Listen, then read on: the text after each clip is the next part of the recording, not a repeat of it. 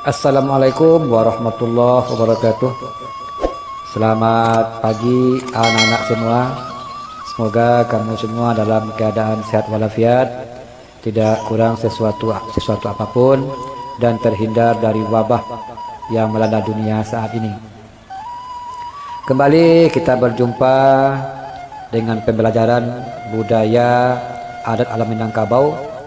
Kali ini kita bahas pelajaran kelas 6 tentang materi pertama, yaitu sistem kekerabatan di Minangkabau.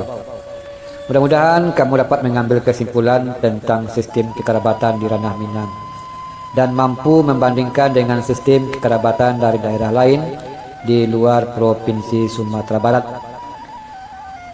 Sebelum kita teruskan pembahasan ini, ada baiknya kamu perhatikan pepatah berikut ini. Gulamo mudiak kahulu, mati disembah ikan tilan, kanailah anak bada balang, pusako niniak nandahulu, lai babuhu bakanakan, kinilah jadi undang-undang. Artinya bana, pusako nenek moyang kita dahulunya masih tetap dijadikan aturan yang dapat disumbangkan atau dipakai untuk berkehidupan dalam negara dan berbangsa, serta kampung halaman yang kita sebut dengan nagari dalam bentuk undang-undang adat sesuai dengan ajaran Pancasila dan agama Islam yang dianut secara turun-temurun oleh penduduk ranah Minang. Panakiak pisau sirawi ambil galah batang litabung, silodang ambil kaniru, satitik jadikan lawi nan sakapa jadikan gunuang, alam takambang jadikan guru. Artinya, adat Minangkabau dipelajari oleh nenek moyang kita dahulu dari ketentuan-ketentuan alam atau perubahan-perubahan alam, seperti kabuki samo mandaki, kalurah samo manurun, saciyok ba ayam, sadanciang nan bak basi. Artinya, bahwa masyarakat orang Minangkabau itu seia sekata, tuah dek sakato, cilako dek basilang. Pepatah di atas sesuai dengan ajaran Al-Quran surat Al-Hujurat ayat 10, yaitu orang-orang mukmin itu adalah bersaudara. Sebab itu perdamaikanlah antara dua orang saudaramu. Kita semua di kelas ini masing-masing kita punya suku. Orang yang berada di sekitarmu semuanya mempunyai suku.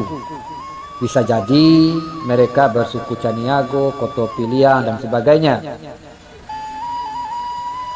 Caniago dan Kotopiliang, kemudian ada lagi suku-suku yang banyak berada di Sumatera Barat atau Minangkabau, seperti suku Payo Badar, suku Guci, suku Tanjuang, Dalimo, Balai Mansiang, Kutiani, Jambak dan lain-lain. Sementara kita sendiri tentu sudah tahu sukunya. Kalau bagi kamu yang belum tahu dengan sukunya, silahkan bertanya kepada orang tuamu, dari suku apakah dirimu. Di daerah lain di luar Minangkabau, suku disebut dengan marga yang diambil dari suku bapak, yaitu ayah. Berbeda dengan kita orang Minangkabau. Suku di Minangkabau diambil dari suku ibu. Artinya garis keturunan kita itu berada dari ibu. Suku Minangkabau diambil dari suku ibu, atau dengan kata lain, garis keturunan berasal dari suku ibu kita. Contohnya, jika ibu kita sukunya Piliang, maka anak-anaknya, baik yang laki-laki maupun perempuan, sukunya otomatis Piliang. Selanjutnya, jika ibu kita punya saudara perempuan, maka anak-anak dari saudara ibu sukunya juga Piliang. Sama dengan kita. Karena hubungan kekerabatan saudara seibu. Saudara ibu yang perempuan, misalnya kakak dari ibu, biasanya kita panggil dengan sebutan mak tuo, mak anga dan sebagainya, menurut kelaziman pada suatu daerah atau pada suatu nagari di Minangkabau. Sedangkan adik ibu kita biasanya kita panggil dengan sebutan ete. Panggilan untuk saudara ibu yang laki-laki kita panggil dengan sebutan mama. Mama artinya saudara laki-laki dari ibu atau saudara laki-laki dari ibu kita. Di Minangkabau, mama tidak boleh dipanggil dengan om. Ya, diulangi, mama tidak boleh dipanggil dengan om.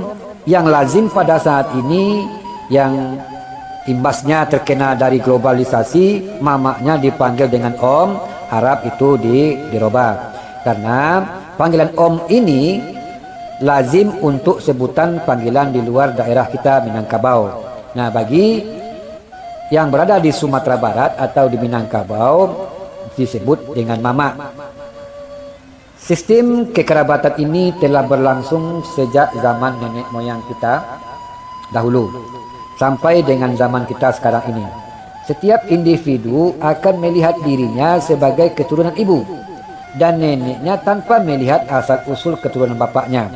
Dengan kata lain, seorang anak di Minangkabau akan selalu menghubungkan hubungan kekeluargaan atau keluarga sepersukuannya berdasarkan dari keturunan dari seluruh anak-anak nenek yang perempuan dan anak-anak perempuan dari pihak ibunya.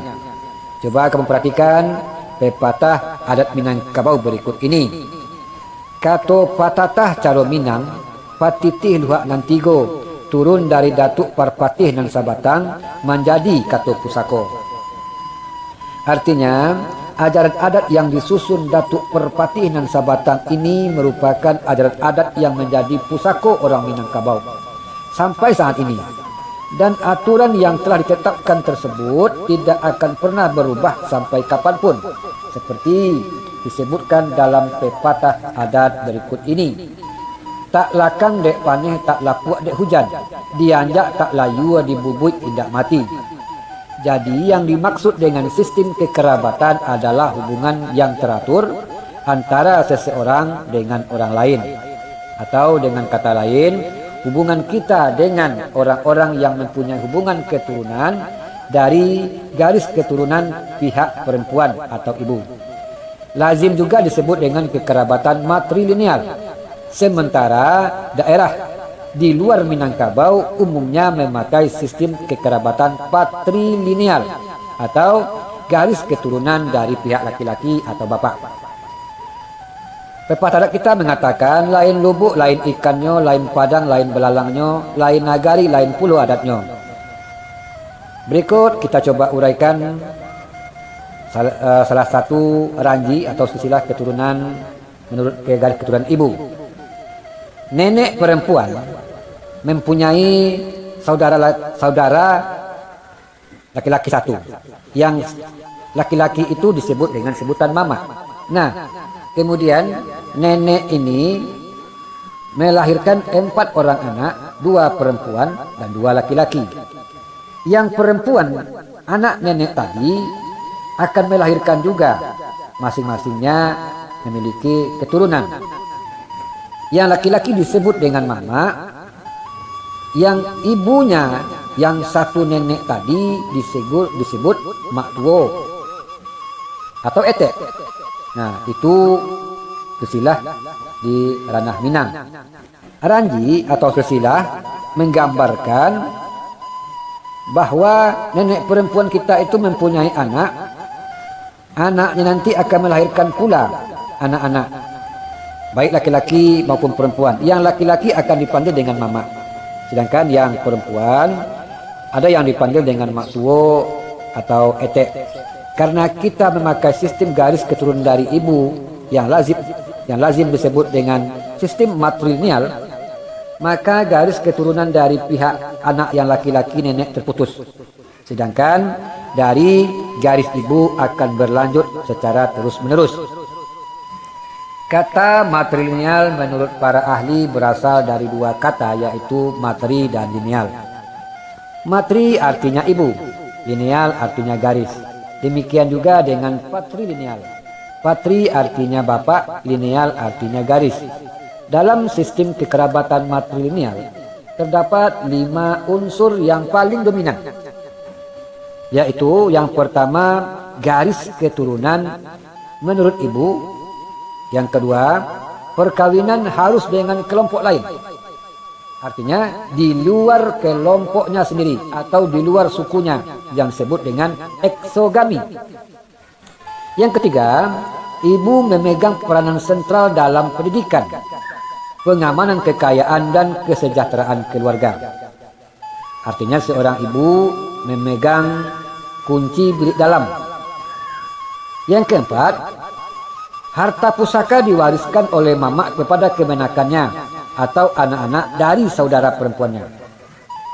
Yang kelima, perkawinan bersifat matrilineal, yaitu suami atau seorang ayah, anak-anaknya bertempat tinggal di rumah istrinya sesudah perkawinan ataupun sebelum mereka mampu membuat rumah sendiri.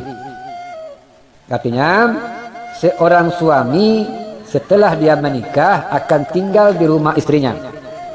Jika sudah memiliki rumah, baru mereka akan disapih atau tinggal secara utuh di rumah-rumahnya yang baru. Dalam sistem matrilineal, kedudukan seorang perempuan di Minangkabau lebih kuat dibandingkan daripada sistem patrilineal. Itu saja yang kita bahas terlebih dahulu. Semoga bermanfaat. Nanti kita akan berjumpa dengan sistem kekerabatan dalam kehidupan di Minangkabau. Terima kasih. Assalamualaikum warahmatullahi wabarakatuh.